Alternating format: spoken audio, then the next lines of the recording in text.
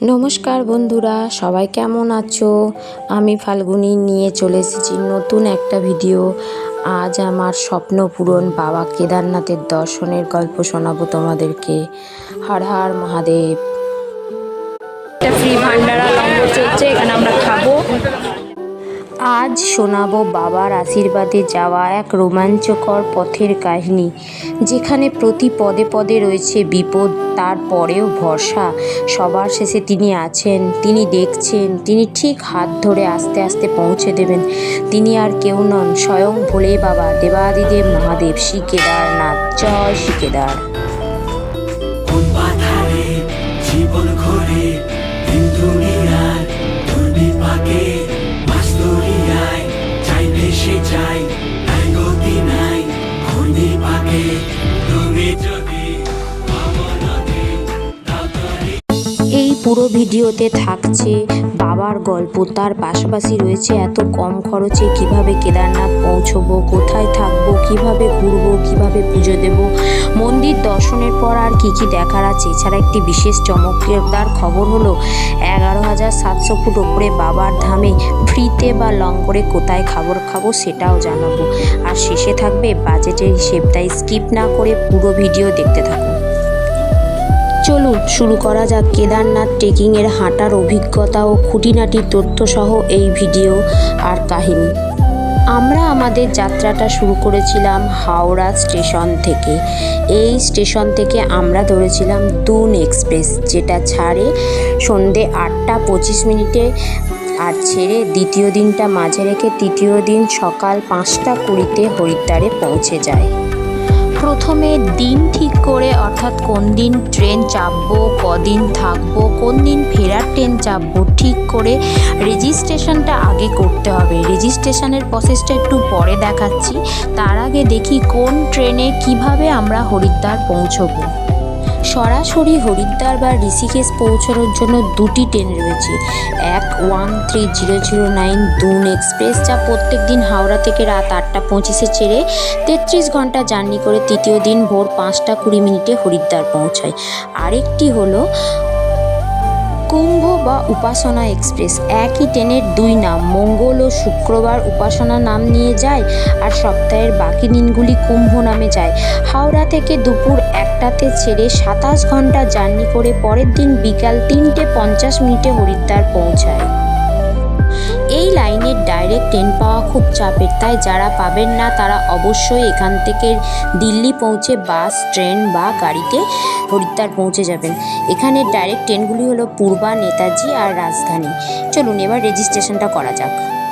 প্রথমে গুগল বা ক্রোম খুলে আপনারা চারধাম যাত্রা সাইটটা দেবেন, তারপর একটা পেজ ওপেন হবে। সেই পেজে আপনার নাম, ঠিকানা, ফোন নাম্বার, ফটো, আধার আর ভ্রমণসূচি দিতে হবে। কোন দিন আপনারা যেতে চান সেই ডেটটা সিলেক্ট করতে হবে। তবে এক ধাম যাত্রা থেকে আর এক ধাম যাত্রার মাঝে 2 থেকে 3 দিনের গ্যাপ রাখবেন, না হলে কিন্তু ডেট সিলেক্ট হবে না। তারপর পুরো প্রসেস করার পর একটা ওটিপি আসবে, সেই ওটিপি আপনাদের পাঠাতে হবে। তারপর আপনার নামে রেজিস্ট্রেশন হবে। সেই রেজিস্ট্রেশনের একটা কপি আপনার হোয়াটসঅ্যাপে পাঠিয়ে দেবে। এই কপিটা আপনি একটা প্রিন্ট আউট করে অবশ্যই যাত্রার সময় সঙ্গে রাখবেন, অনেক জায়গায় কাজে লাগবে। তারপরে এবার আপনারা কিন্তু আধার লিঙ্কের সাথে লিঙ্ক করা আছে সেই ফোন নাম্বারটাই দেবেন, কারণ সেই ফোন নাম্বারে উত্তরাখণ্ড গভর্নমেন্ট থেকে কোনো রকম যাত্রা ক্যান্সেল বা কোনো রকম প্রাকৃতিক দুর্যোগ হলে সমস্ত মেসেজ আসে। ট্যানটানা, আমাদের ট্রেন এসে পৌঁছে গেল হরিদ্বার স্টেশন। হরিদ্বার স্টেশনে নামলাম, ট্রেন 2 ঘন্টা লেট। এবার আমাদের প্রথম কাজ হবে গাড়ি বা বাস ঠিক করা। আমাদের প্রথমে প্ল্যান ছিল বাসে যাব, কিন্তু ট্রেন যেহেতু এতটা লেট করলো, অলরেডি 8টা বেজে গেছে, তাই আমরা আর বাসের ভরসা করলাম না। কারণ বাস হরিদ্বার স্টেশনের উল্টো দিক থেকে ছাড়ে খুব সকাল সকাল, ভোর 4টে 5টার মধ্যে। আর লং জার্নি, বাস এখন নিলে সেই জার্নিটা অনেকটা কষ্টকর হবে আর পৌঁছতে অনেক বেশি সময় লেগে যাবে। আর আমরা যেহেতু গ্রুপে ছিলাম 6 জন, তাই আমরা মাথা পিছু 1100 টাকার বিনিময়ে আমরা গাড়ি করে ফেলেছি। এই যে আমাদের গাড়ি, আর এই যে আমাদের ব্যাগ প্যাক হচ্ছে উপরে। স্লো ট্রাভেল করার ক্ষেত্রে কিন্তু বাস ছাড়া আর কোনো উপায় নেই, তবে শেয়ারিং গাড়িও আছে। তখন কিন্তু একজন বা দুজন হলে আরও বাকি সদস্যদের জন্য অনেকক্ষণ টাইম ওয়েট করতে হয়। আর যদি গ্রুপে এরকম 6-7 জন থাকেন তাহলে তো কোনো ব্যাপার নেই, সিট অনুযায়ী গাড়ি নিন আর বেরিয়ে পড়ুন, তাতে সময়টাও কম লাগবে। আর সবথেকে বড় সুবিধা হলো যেতে যেতে অনেক জায়গায় দাঁড়াতে পারবো। আর কিছু সাইট সিন রয়েছে যেমন দেবপ্রয়াগ, রুদ্রপ্রয়াগ, ধারী দেবী, এগুলোতে কিছুক্ষণ সময় দেবে দাঁড়ানোর বা ছবি তোলার জন্য বা দর্শনের জন্য, যেটা বাসে গেলে আমরা একদমই পাবো না। বাস তার নির্দিষ্ট সময় অন্তর হল্ট করবে। আর গাড়ির সুবিধা হলো আপনাদের কোনো রকম শারীরিক অসুস্থতা হলে সঙ্গে সঙ্গে দাঁড়াতে পারবেন, একটু ফ্রেশ হাওয়ায় নিচে নামতে পারবেন। তাই আমরা গাড়ি নিয়ে নিয়েছি, গাড়ি আমাদের অলরেডি চলছে। আর আমরা আমাদের যাত্রাটা শুরু করলাম সকাল 8:50 হরিদ্বারের জঞ্জাটটা পেরিয়ে বেরোনোর পরেই দেখা গেল হরকিপৌড়ি ঘাট, আর তাছাড়া দেখা গেল ওই ওপরে চণ্ডীদেবী মনসা দেবীর মন্দির আর রোপওয়ে। সেটা দেখে আমাদের উৎফুল্লতা আরও একটু বেড়ে গেল। তবে যারা কুম্ভ বা উপাসনা এক্সপ্রেসে আসবেন তারা আগের দিন বিকালে নেমে হরিদ্বারে স্টে করবেন, আর সন্ধেবেলা গঙ্গার আরতিটা অবশ্যই দেখে নেবেন। তার পাশাপাশি পরের দিন সকালের জন্য যদি বাসে যেতে চান বাসের টিকিট বুক করে নেবেন, আর শেয়ারিং গাড়ি যদি করতে চান সেটাও আপনারা ঠিক করে নেবেন, তাহলে আপনাদের সময় কিছুটা বাঁচবে। হরিদ্বার থেকে সোনপ্রয়াগের দূরত্ব 232 কিলোমিটার, যেতে সময় লাগে 9 থেকে 11 ঘন্টা। তবে জ্যামে আটকে গেলে সেটা 14 ঘন্টাও হতে পারে। বিশেষত ঋষিকেশ অংশের জ্যাম ও সীতাপুর থেকে সোনপ্রয়াগ যাওয়ার জ্যাম বিখ্যাত। এই 232 কিলোমিটার যাত্রা এক রোমাঞ্চকর লম্বা যাত্রা হতে চলেছে। চারপাশে সবুজ প্রকৃতি, উঁচু উঁচু পাহাড় শ্রেণী, প্রায় প্রতি বাঁকে নদীর জলোচ্ছ্বাস, সব মিলিয়ে রাস্তায় কখন শেষ হবে তা বোঝাই যাবে না। ঘড়িতে এখন 12:30 বেজে গেছে, আর আমাদের ড্রাইভার দাদা দাঁড়িয়েছে একটা ধাবাতে দুপুরের খাবার খাবার জন্য।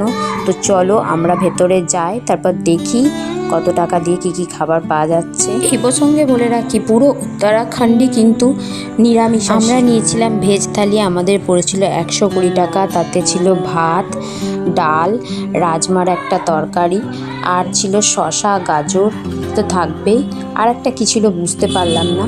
তবে খাবার মোটামুটি ভালো। এখানে খাবারের স্বাদ খুঁজতে গেলে হবে না, আমরা খাবারটা খেয়েছিলাম তৃপ্তি করে। খাবার খাওয়ার পর আবার আমাদের গাড়ি চলতে শুরু করলো, আর কিছুক্ষণ পর আমরা গিয়ে পৌঁছবো দেবপ্রয়াগ। অলকানন্দা আর ভাগীরথী নদীর মিলনস্থল, সেখান থেকে আমরা পাবো গঙ্গাকে। আমরা দাঁড়িয়ে আছি এখন দেবপ্রয়াগে। এই যে একদিক থেকে আসছে অলকানন্দা আর একদিক থেকে আসছে স্বচ্ছ জলটা হচ্ছে অলকানন্দা সবুজ, আর অন্যটা হচ্ছে ভাগীরথী, দিয়ে মিলিত হয়ে হচ্ছে গঙ্গা নদী। এই হলো পুরো দেবপ্রয়াগ শহর। আমার পিছনে দেখুন, এই হলো পুরো দেবপ্রয়াগ শহর। ঋষিকেশ তো অনেক আগেই পেরিয়ে এসেছি, এবার দেবপ্রয়াগও ঘুরে ফেললাম। দেবপ্রয়াগ পার হয়ে এবার আমাদের গাড়ি খুব স্পিডে দ্রুত গতিতে এগোতে থাকলো। এরপর শ্রীনগর পার হব, আর শ্রীনগর পার হওয়ার পরে প্রথমেই পড়বে ধারী দেবী মাতার মন্দির। এই ফাঁকে আমার পিছনে বসা সদস্যদের দেখি কয়েকজন তো ঘুমে ঢুলে পড়েছে, আর কয়েকজন দেখি তাদের কি খবর। কি অবস্থা সবার? সবাই হাঁপিয়ে গেছে গো। এই ফাঁকে আর একটা কথা বলে রাখি, যারা অনলাইন রেজিস্ট্রেশন করবেন না তারা কিন্তু হরিদ্বার পৌঁছে হরিদ্বার থেকে অফলাইন রেজিস্ট্রেশন করবেন, সেক্ষেত্রে অনেকটা লাইনে দাঁড়াতে হবে।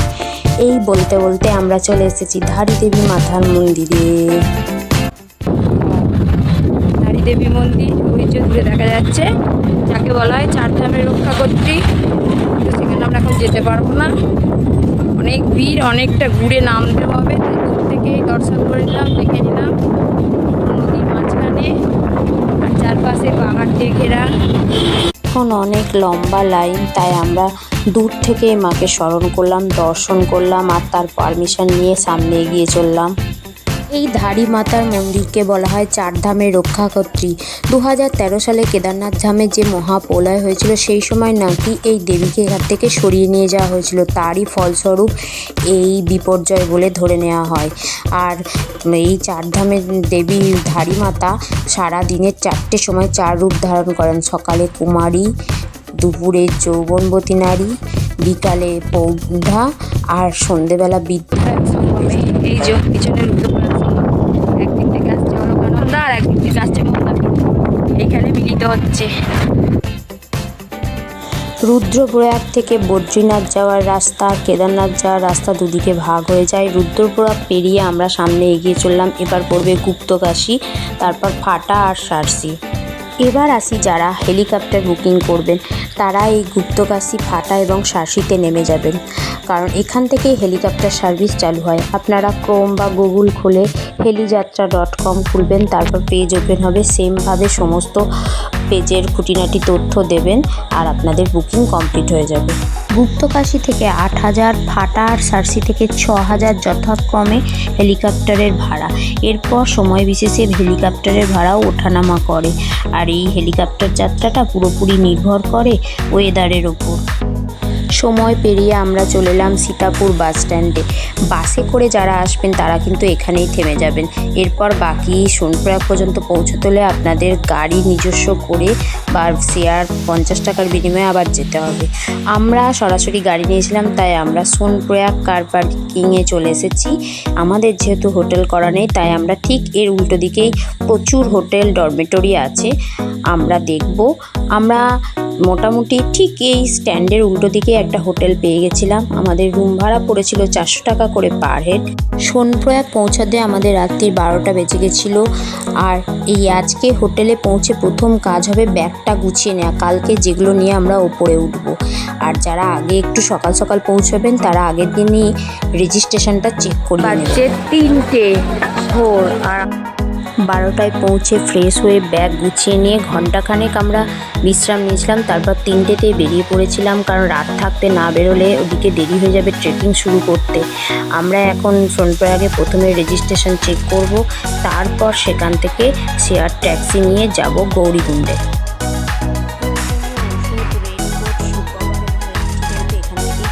আমরা লাঠি কিনলাম, বললো 50 টাকা, বললো 50 টাকা, নিল 40 টাকা করে। শু কভার, রেনকোট সব পাওয়া যাবে এখানে, এখান থেকে কিনে নিলাম। অনলাইন রেজিস্ট্রেশন ভেরিফিকেশান করতে হবে। এই যে অনলাইন রেজিস্ট্রেশন ভেরিফিকেশান, আর এখানে লাইন দিয়ে করতে হবে, তারপর এগোনো যাবে। অনলাইন রেজিস্ট্রেশন চেক হয়ে গেছে, এবার যাচ্ছি ট্যাক্সির জন্য লাইন। সামনে তো প্রচুর ভিড়, দেখা যাক।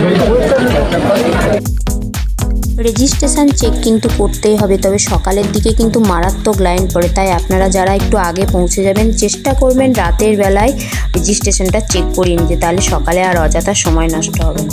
500 থেকে 700 মিটার হেঁটে চলে এসেছি গৌরীকুণ্ড যাবার যে গাড়ি, সেই স্ট্যান্ডে বোলেরো গাড়ি, এক একটা গাড়িতে 12 জন করে নেয়, যাওয়ার ভাড়া পড়ে 50 টাকা করে মাথা পিছু। তবে এখানে সিস্টেমের খুব খারাপ অবস্থা, পরপর লাইন দিয়ে যদি ভরা হয় সেটা খুব ভালো হয়, তা না করে যে যেরকমভাবে পারছে জোর যার মুলুকদার গাড়িকে অর্ধেক রাস্তা থেকেই ঘুরিয়ে নিয়ে চেপে চলে যাচ্ছে। আবার এই 6 কিলোমিটার হেঁটে যাওয়া সম্ভব নয়, তাই এইভাবেই গুটোগুটি করে আমাদের চাপতে হয়েছিল। আমরা গৌরীকুণ্ডে এসে পৌঁছে গেছি, সময় লেগেছিল 15 মিনিট। কেদারনাথ ট্রেকের যে স্টার্টিং পয়েন্ট, গাড়ি থেকে নেমে এটাও প্রায় 1 থেকে 1.5 কিলোমিটার রাস্তা, তার উপর আছে শহরের মাঝখান দিয়ে সিঁড়ি। যাবার পথে আমরা প্রথমে গৌরী মাতার মন্দিরে যাব, মাকে বাইরে থেকে প্রণাম জানাবো, আর গৌরীকুণ্ডের যে তপ্তকুণ্ড সেখানটা একবার ঘুরে তপ্তকুণ্ডের জলে যারা স্নান করবে স্নান করে নেবেন। এখন রয়েছি তপ্তকুণ্ডের কাছে, পাশ দিয়ে মন্দাকিনী নদী স্বগর্ভে গর্জে চলে যাচ্ছে, আর তার অন্য পাশে লাইন দিয়ে তুলি রাখা রয়েছে। এই যে তপ্তকুণ্ডে সকলে স্নান করছে, আমরা স্নান করলাম না, মাথায় তপ্তকুণ্ডের গরম জল ছুঁয়ে সামনে এগিয়ে চললাম। যাবার আগে গৌরী মাতাকে মন ভরে প্রণাম করে নিলাম। এই হলো কেদারনাথ ট্রেকের এন্ট্রি পয়েন্ট। 3টের সময় বেরিয়ে এই পর্যন্ত পৌঁছতে আমাদের সময় লেগে গেল 2 ঘন্টারও বেশি। এখন বাজে 5টা 15, আর আমরা আমাদের ট্রেকিং শুরু করছি এখন। হর হর মহাদেব। এর মধ্যে গেঁথে নিন এই শব্দ, কারণ টানা 2 দিন এই শব্দটা সবসময় কানে বাজবে। এবার আসি যারা খচ্চর বা ঘোড়া বা পিট্টু নেবেন তারা কিন্তু এই স্টার্টিং পয়েন্ট থেকেই বুক করে নেবেন। ঘোড়া বা খচ্চরের সরকারি রেট 2,500 থেকে 3,000 টাকা, আর ডলি কম বেশি 8 থেকে 10,000 টাকা নেয়। পিট্টু ব্যাগ আর মানুষের ওজন অনুযায়ী দামের হেরফের, কখনো 3, কখনো 3.5 বা 4ও নেয়। যত উপরে উঠছি ঠান্ডা বাড়ছে, একটু গরম করছে, লাগছে, সোয়েটার একটা একটা করে খুলতে হচ্ছে। আর এই যে ঘোড়ার উৎপাত, কীভাবে ঘোড়াগুলো যাচ্ছে, কোনো সাইড নেই, একবার এই সাইড একবার ওই সাইড। একদিকে উঁচু পাহাড়, অন্যদিকে খাল। রাস্তা তো এমনিতেই দুর্গম, তার উপর রয়েছে ঘোড়ার অত্যাচার, হিসি পটি। এবার আসি কেদারনাথ ভ্রমণ যাওয়ার সঠিক সময় বা বছরের কোন সময় যাব। বছরের প্রায় 6 মাস মন্দির বন্ধ থাকে প্রচণ্ড ঠান্ডা ও তুষারপাতের কারণে, আর বাকি 6 মাস মন্দির খোলা থাকে। সাধারণত অক্ষয় তৃতীয়ার দিন মন্দির খোলে আর বন্ধ হয় কার্তিক মাসে ভাতৃদ্বিতীয়ার পরের দিন। তবে এবছর 22শে এপ্রিল মন্দির খুলবে আর বন্ধ হবে 11ই নভেম্বর। মন্দিরে যাওয়া সঠিক সময় হলো এপ্রিল ও মে, আর জুনের প্রথম 2 সপ্তাহ, আর সেপ্টেম্বর অক্টোবর। জুলাই ও আগস্ট বর্ষার জন্য একদমই যাওয়া উচিত নয়। এমনিতেই পাহাড়ি আবহাওয়া যখন তখন বদলে যায়, আর বর্ষার সময় সেই বদলানোর ধরনের কোনো কথাই নেই। বর্ষাকাল বাদ দিয়ে বাকি সব সময়ই প্রচুর ভিড়। তবে কিছু কিছু জন মনে করেন নাকি অক্টোবর নভেম্বর বা শেষের দিকে ভিড়টা একটু কম থাকে, সেই তুলনায় প্রথম 2 মাস এপ্রিল মে বা জুনে ভিড় নাকি তুলনামূলক বেশিই থাকে। আমরা কিন্তু বাবার দর্শন করেছি 18ই মে 2026। আসুন চলার পথে বাবা কেদারের কাহিনী একটু শুনে নিই। উত্তরাখণ্ডের গাড়োয়াল হিমালয়ে মন্দাকিনী নদীর তীরে অবস্থিত হিন্দু দেবতা শিবের উদ্দেশ্যে উৎসর্গীকৃত দ্বাদশ জ্যোতির্লিঙ্গের মধ্যে অন্যতম শ্রেষ্ঠ ও সর্বোচ্চ জ্যোতির্লিঙ্গ এই কেদারনাথ। ছোট বা উত্তরাখণ্ডের যে 4 ধাম তার মধ্যে অন্যতম একটি এই মন্দির। এই মন্দিরের পৌরাণিক কাহিনী মহাভারতের পাণ্ডবদের সাথে গভীরভাবে যুক্ত। কুরুক্ষেত্রে যুদ্ধের পর নিজ আত্মীয়, পরিবার ও ব্রাহ্মণ হত্যার পাপে জর্জরিত পাণ্ডবরা ভগবান শিবের কাছে ক্ষমা ও মুক্তি প্রার্থনা করতে চান। রক্তক্ষয়ী এই হিংস্রতায় ক্ষুব্ধ শিব পাণ্ডবদের দর্শন দেবে না বলে কাশী ধাম থেকে সুদূর হিমালয়ের কোলে উপস্থিত হন। শিবের পিছন পিছন পঞ্চ পাণ্ডব হিমালয়ে এসে উপস্থিত হলে শিব ষাঁড়ের ছদ্মবেশে ষাঁড়ের দলের মধ্যে লুকিয়ে পড়েন। ভীম বিশালাকার রূপ ধারণ করে 2 পাহাড়ের ওপর পা তুলে দাঁড়ান, আর তার নিচ দিয়ে সমস্ত ষাঁড় একে একে পার হয়ে গেলেও কেবল একটি মাত্র ষাঁড় বিপরীত মুখে হাঁটতে থাকে। ভীম শিবকে চিনতে পেরে যান, তার পিঠটা ধরে থাকেন। শিব নিজেকে মাটির নিচে লুকিয়ে ফেলার চেষ্টা করলে ত্রিভুজাকৃতির কুঁজ অংশটি এখানে থেকে যায়, যা শ্রী কেদার মহাদেব নামে পূজিত। আরও 4টি স্থানে বাকি অংশ আবির্ভূত হয়, যা একত্রে পঞ্চ কেদার নামে অভিভূত। এই প্রথম আমরা বরফের সিংহ দেখতে পেলাম, যদি এর আগে হানিটা দেখতে পাচ্ছিলাম। আস্তে আস্তে রেস্ট নিতে নিতে ধীর পায়ে হাঁটুন। আমরা কোনো কম্পিটিশনে আসিনি, বাবার কাছে পৌঁছতে চাই, তাই সুস্থ শরীরে অল্প অল্প করে ধীর পায়ে হাঁটতে হাঁটতে আমরা এগোতে থাকবো। আর চলার পথে মাঝে মাঝে জলে গুলে ওআরএস খেতে থাকবো, আর সঙ্গে কিছু ড্রাই ফ্রুট আর ড্রাই চকলেট আমরা রাখবো। যাত্রাপথে যখনই বসবো একটু 2-4টে করে খেলে এনার্জি আসবে। যত উপরে উঠতে থাকছি তত বুকে চাপ ধরতে থাকছে আর শরীরের গরম করতে লাগছে। আর এই প্রসঙ্গে বলে রাখি, যাদের একটু শ্বাসকষ্টর ধাত আছে বা চলতে চলতে বুকে হাঁপ লাগে তারা কিন্তু অবশ্যই সঙ্গে কর্পূর রাখবেন। আর কর্পূরের গন্ধটা আমাদের নাক এবং বুকের চাপ কমাতে সাহায্য করে আর অনেকটা ফ্রেশ লাগে। গোটা যাত্রাপথে সময় লাগে 8 থেকে 9 ঘন্টা, তবে ব্যক্তিবিশেষে এই সময়ের কম এবং বেশি হয়। গৌরীকুণ্ড থেকে 4 কিলোমিটার পরে আসে জঙ্গল চট্টি, যেখানে প্রচুর খাবারের দোকান আছে। এখানে 60 টাকা থেকে 70 টাকায় আপনারা আলুর পরোটা, রুটি, সবজি সবই পেয়ে যাবেন। 2 ঘন্টা 15 মিনিট চলে আমরা ফাইনালি জঙ্গল চট্টিতে এসে পৌঁছে গেছি। আরও হাঁটতে হবে, পুরোটাই বাকি। এবার একটু খেয়ে নেবো জঙ্গল চট্টিতে। এখানে পরোটা, রুটি সব পাওয়া যাবে। একটা আলুর পরোটা 60 টাকা, রুটি 3 পিস, সবজি নিয়ে 100 টাকা। আমরা এখন খাচ্ছি আলুর পরোটা। দেখো পাহাড়ে উঠে জঙ্গল চট্টিতে ব্রেক। একজনের এখনো খাবার আসেনি আর এই দুজনও খাচ্ছে, আর আমিও খাচ্ছি, আমাকে কিন্তু দেখানো হয়নি। বল পেলাম, তারপর আবার হাঁটা শুরু করলাম। আর রাস্তায় চলতে চলতে যখনই ক্লান্ত হয়ে বসে পড়ছি, পাশে যাওয়া ব্যক্তিদের হর হর মহাদেব শব্দ যেন নতুন কোনো এনার্জি এনে দিচ্ছে। আবার পা উঠে দাঁড়াচ্ছে, আবার দ্রুত গতিতে এগিয়ে চলেছি। আর রাস্তায় চলার পথে এরকম শেড আপনারা মাঝে মাঝেই দেখবেন, যেগুলো প্রচণ্ড বৃষ্টির সময় যখন হাঁটা একদমই যায় না তখন এই শেডের নিচে দাঁড়াতে হয়। আর বাকি অল্প অল্প বৃষ্টিতে তো কেউ দাঁড়ায় না, প্রায় সারা রাতই মানুষ হাঁটে, সারা দিন হাঁটে, তারা বৃষ্টি উপেক্ষা করেও হাঁটতে থাকে। চলার পথে টিম মেম্বারদের কথা ভুললে হবে না, দেখুন সবাই একে একে আসছে। আর এই যে আমার মেয়ে, যার বয়স 11 বছর, আমিও আছি, আমার পিছনেও দুজন আছে। এই হলো টিম লিডার, সব থেকে বড় রুকস্যাক নিয়ে চলেছে। পথের মাঝে বজরংবলী আর নমঃ শিবায়ের ছোট্ট ছোট্ট মন্দির আছে। ঠাকুরকে বললাম আমাদেরকে সাবধানে উপরে পৌঁছানো, তোমার দর্শন করা, আবার সাবধানে নিজের নিজের বাড়িতে ফেরত পাঠানোর দায়িত্ব কিন্তু তোমার।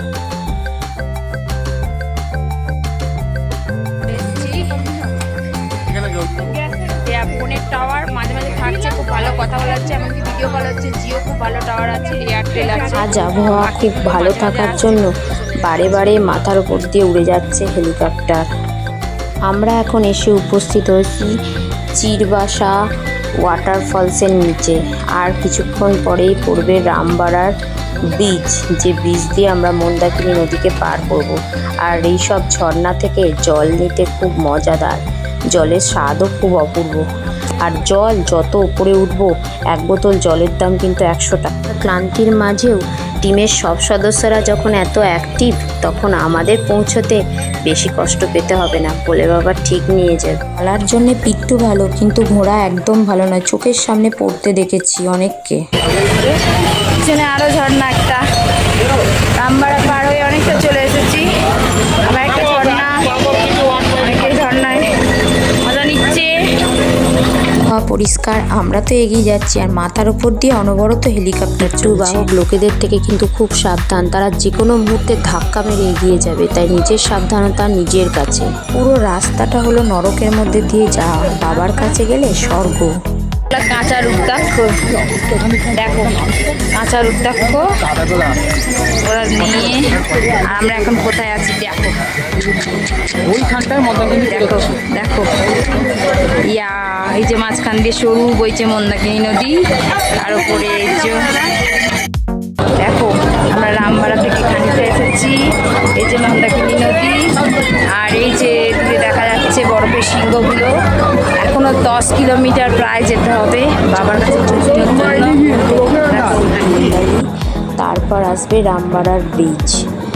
আগে মন্দাকিনী নদীকে ক্রস না করেই পাহাড়ের এক পাশ দিয়ে যাত্রাপথ। তাই বলে না, বাবার কাছে পৌঁছানো অত সহজ নয়, এই নরকের রাস্তা দিয়েই আমরা স্বর্গে পৌঁছবো, বাবার আশীর্বাদ মাথায় থাকলে। দেখো চারপাশে সৌন্দর্য, চোখ ফেরানো যাচ্ছে না। সামনে একটা ব্রিজ, ওই ব্রিজটা দিয়ে আমরা মন্দাকিনী নদী পার হয়ে আবার ওই পাড়টায় আসতে হবে।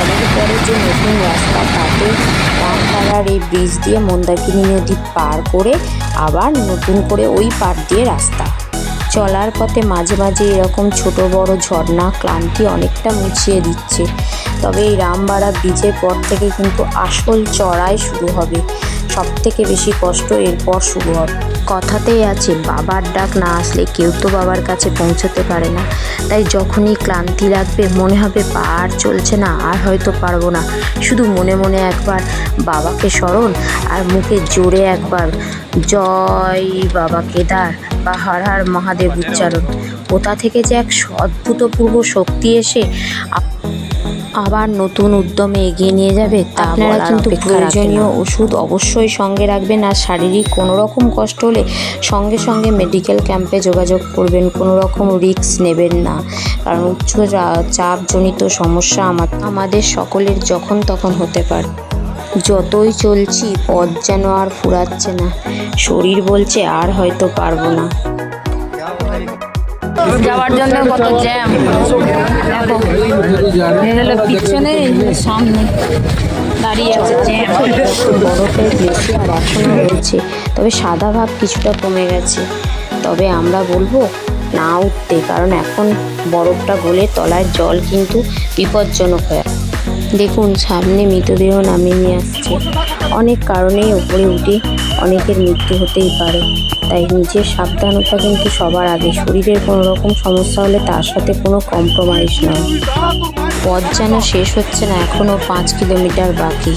রাস্তায় যেতে যেতে কেউ যদি মনে করেন আমি একদিনে পৌঁছতে পারবো না, তাহলে কিন্তু রামবাড়ার পর লীল চলিতে থাকার জন্য ভালো ভালো টেন্ট রয়েছে। আপনারা ওখানে বিশ্রাম নিয়ে আবার পরের দিন উঠতে পারবেন। তবে সাধারণত প্রত্যেকে একদিনেই হেঁটে ওঠে বা ওঠার চেষ্টা করে। আর রাস্তায় যেতে যেতে পর্যাপ্ত পরিমাণে জল চলার পথে যখন এই মাইল ফলকটার দেখা পেলাম, তখন মন বলল আর পারবো। তবে এখান থেকে আর একটা সুখবর হলো, এখান থেকে কিন্তু ঘোড়া আর সামনে যায় না, তাই এবার সাবধানে যেতে হবে, শুধু থাকে ডুলি। মন্দির পৌঁছানোর 2 কিলোমিটার আগের থেকেই টেন্ট শুরু হয়ে যাবে। তবে মন্দিরের আশেপাশের যে হোটেল সেগুলো প্রচুর এক্সপেন্সিভ, কখনো 5 থেকে 10,000 টাকা, সিজন অনুযায়ী সেগুলো আরও বাড়ে। তাই আপনারা চেষ্টা করবেন যারা একটু কম বাজেট বা অল্প বাজেটের মধ্যে ঘুরবেন তারা টেন্ট নিয়ে এক রাত থাকতে, তাতে এক নতুন অভিজ্ঞতাও হবে আর খরচটাও কিছুটা কম হবে। আমরা কোনো রকম টেন্ট বুকিং না করেই এসেছিলাম। এসে মন্দির থেকে প্রায় 1 কিলোমিটার দূরে টেন্ট নিয়েছিলাম, তাতে দামটা খানিকটা কম পড়েছিল। আমাদের পড়েছিল মাথা পিছু 250 টাকা করে। আমরা ছিলাম 6 জন আর পেয়েছিলাম 10 জন থাকার একটা টেন্ট। তাতে আমাদের আরও স্পেস বেশি পেয়েছিলাম, আরও ছড়িয়ে ছিটিয়ে থাকতে পেয়েছিলাম। আমাদের টেন্ট প্রত্যেকের জন্য গায়ে দেওয়ার একটা করে মোটা মোটা ব্ল্যাঙ্কেট ছিল, আর ছিল একটা আলোর চার্জার, আলোর পয়েন্ট, আর ছিল ফোন চার্জ দেওয়ার জন্য একটা চার্জিং পয়েন্ট। এই হলো টেন্টের ভেতরের পজিশান। আর নিচে মোটা করে পাতা রয়েছে, তাই কোনো রকম অসুবিধা হওয়ার কথা না। টেন্টের সরকারি ভাড়া 500 টাকা, তবে সিজন অনুযায়ী এই ভাড়া ওঠানামা করে। আর যতটা মন্দিরের কাছে যাবেন তত কিন্তু দামটা বাড়তে থাকবে, 500, 700, 900। মন্দির থেকে 2 কিলোমিটার দূরে রয়েছে জিএনভিএমের কটেজ বা টেন্ট, তাদের কিন্তু 900 টাকা করে ভাড়া, আর তার সাথে রাতের ডিনারটা ইনক্লুডেড থাকে। আপনারা যারা জিএনভিএম বুক করবেন তারা অনলাইনে বুক করে আসবেন। আমরা আমাদের যাত্রা শেষ করেছিলাম বিকেল 5টা 15 মিনিটে। তারপর আমরা ট্রেন বুক করে টেন্টে ব্যাগপত্র রেখে ফ্রেশ হয়ে আমরা প্রথমেই চলে গেছিলাম দর্শনের জন্য টোকেন গ্রহণ করতে। টোকেন গ্রহণ করার পরই আমরা লাইনে দাঁড়িয়ে পড়েছিলাম। যারা বিকেল পৌঁছে যাবেন তারা কিন্তু সেদিনই দর্শনের টোকেনটা নিয়ে নেবেন। যদি সেদিন দর্শন নাও করেন পরের দিনের জন্য নিয়ে রাখবেন, কারণ সকালবেলা দর্শনের টোকেন লাইনে প্রচুর ভিড় হয়, আর পুজো দেওয়ার লাইনের তো কথাই নেই। আমরা বিকালে দর্শন করে নিয়েছিলাম। বিকালে কিন্তু স্পর্শ দর্শন করা যায় না, শুধুমাত্র দূর থেকে দর্শন করা যায়। আর সকালে কিন্তু স্পর্শ দর্শন করার জন্য যে লাইন, কেউ রাত্রির 1টা 2টো থেকে দাঁড়িয়েও দর্শন হতে সময় লাগে 7 থেকে 8 ঘন্টা, কখনো সেটা 10-12 ঘন্টাও হয়ে যেতে পারে।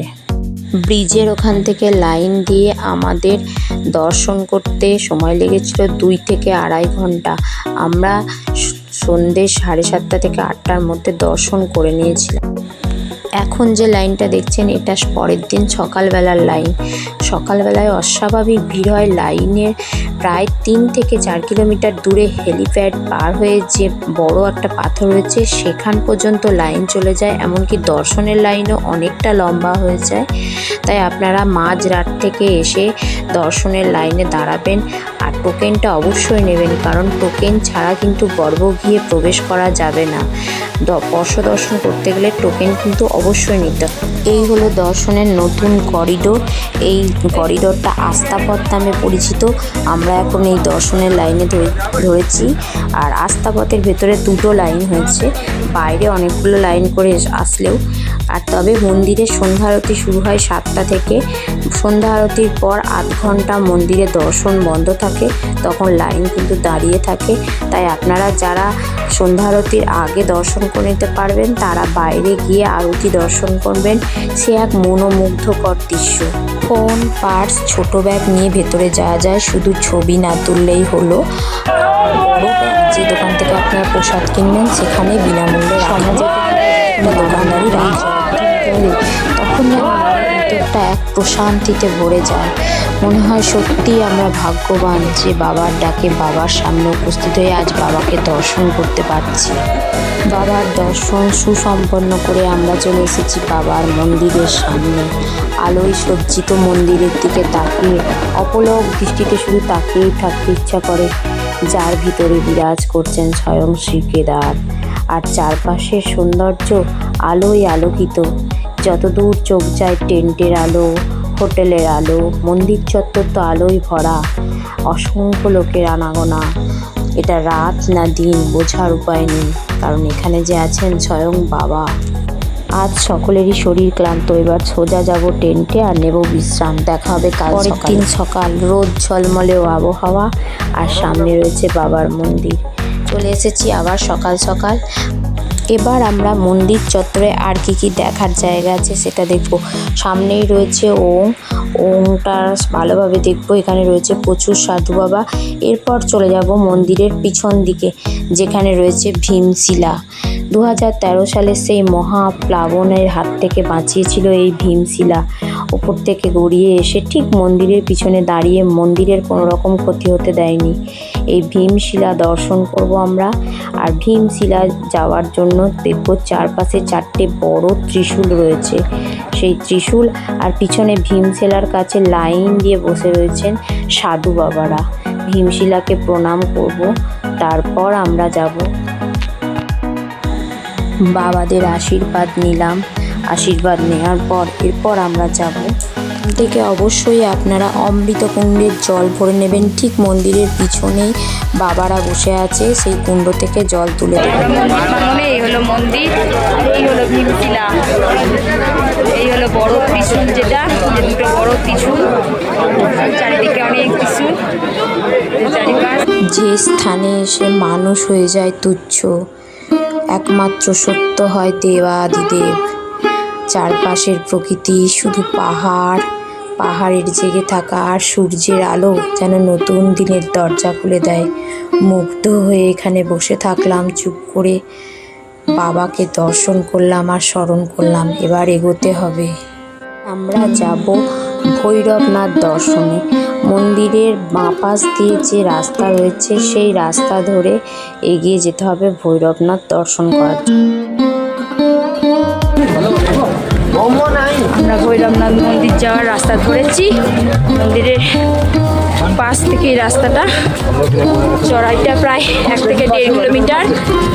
আমরা আমাদের শুরু করলাম, এখন যাত্রা শুরু করলাম।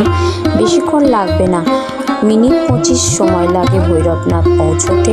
আর ভৈরবনাথের উপর থেকে কেদারনাথ ভ্যালি এবং চত্বরের এক অপূর্ব দৃশ্য উপভোগ। দেখো অনেকটা উঠে পড়েছি ভৈরবনাথের রাস্তায়, নিচেটা পুরো দেখা যাচ্ছে, সুন্দর। আর একটুখানি বাকি, ওই এসেই গেছি।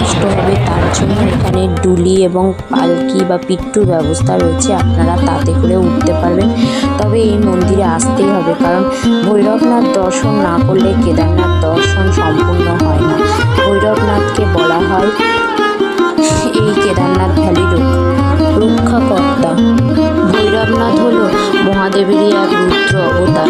এই দেবতার বাহন হলো, প্রধান অস্ত্র হলো ত্রিশূল আর বাহন হলো কুকুর। এই দেবতার মাথায় কোনো রকম ছাদ নেই। ওই যে দেখা যাচ্ছে আমরা পৌঁছেই গেছি। খোলা আকাশের নিচে অধিষ্ঠান করেন এই দেবতা। কেদারনাথ মন্দিরে পুজো শুরুর আগে এই মন্দিরে পুজো করা হয়। এই মন্দিরের পুজো করার পর কেদারনাথ মন্দিরের দরজা খোলে 6 মাস পরে, যখন নতুন করে দরজা খোলে। শুধু কেদারনাথ ভ্যালি নয়, চারপাশের প্রত্যেকটা সিংহ, সুউচ্চ সিংহ, বরফাবৃত সিংহগুলো এত অপূর্ব লাগে এই অংশ থেকে, তার বলার ভাষা নেই।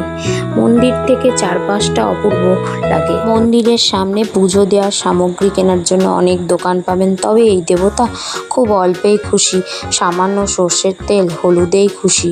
এই দেবতাকে সর্ষের তেল দান করতে আমরা আধ ঘন্টার মধ্যে মন্দিরে পৌঁছে গেছি। মিনিট 20 সময় কাটিয়ে এবার আমরা নামবো। নিচে নামার রাস্তা।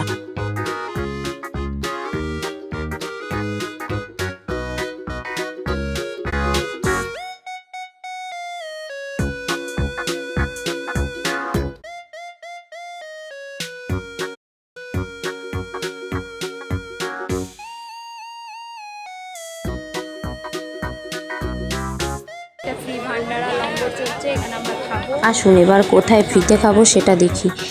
ভৈরবনাথ মন্দির ওঠা বা নামার সময় যে ব্রিজ ক্রস করে ব্রিজ ধরে আমরা উঠি বা নামি, ঠিক ব্রিজের সামনেই রয়েছে এই লঙ্গরখানা। ওঠার সময় আমরা খাইনি, তাই আমরা নেমে এই যে ব্রিজ থেকে নেমে সামনের যে বিল্ডিং, এখানেই হচ্ছে লঙ্গরখানা। এখানে লাইন দিয়ে খাবার নিতে হবে। তবে একটা কথা, খাবার কিন্তু কোনো রকম নষ্ট করা যাবে না। আপনি যেটুকু পারবেন সেটুকুই নেবেন, পারলে বারবার নেবেন, এতটুকুও খাবার নষ্ট করবেন না। একে সমস্ত খাবার নিচে থেকে এই ঘোড়া পিট্টু বা পালকি করে উপরে উঠছে, প্রচুর কস্টলি, সেই কারণে এখানে খাবারের দাম। খিচুড়ি, একটা করে ইডলি আর ডাল। ইডলি খাওয়া হয়ে গেছে। ইডলিটা খাওয়া হয়ে গেছে, আর দেখাতে পারিনি, ফোন হাতে ধরতে পারিনি।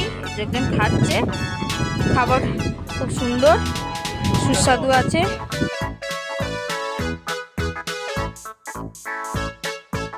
এরপরে সবার শেষে যাব আমরা শঙ্করাচার্যের সমাধি দেখতে। শঙ্করাচার্য হলেন আদি গুরু, যিনি খুব অল্প বয়সে হিন্দু ধর্ম এবং হিন্দু সংস্কৃতি রক্ষার জন্য অনেক মন্দিরের পুনর্গঠন করেছিলেন। তিনি কেদারনাথ মন্দিরেরও পুনরুদ্ধার করেছিলেন। পাণ্ডবদের দ্বারা এই মন্দির নির্মিত হলেও একসময় এই মন্দিরের পুনরুদ্ধার করেছিলেন এই আদিগুরু শঙ্করাচার্য। তিনি মাত্র 32 বছর বেঁচেছিলেন। 32 বছর পরে তার মৃত্যু হয়, আর তার মৃতদেহ ঠিক মন্দিরের 200 মিটার দূরে সমাধি দেওয়া হয়েছে। নতুন করে এই মন্দিরের সমাধিটাকে আবার নতুন করে গড়ে তোলা হয়েছে 2013 সালের মহাপ্রলয়ের পর।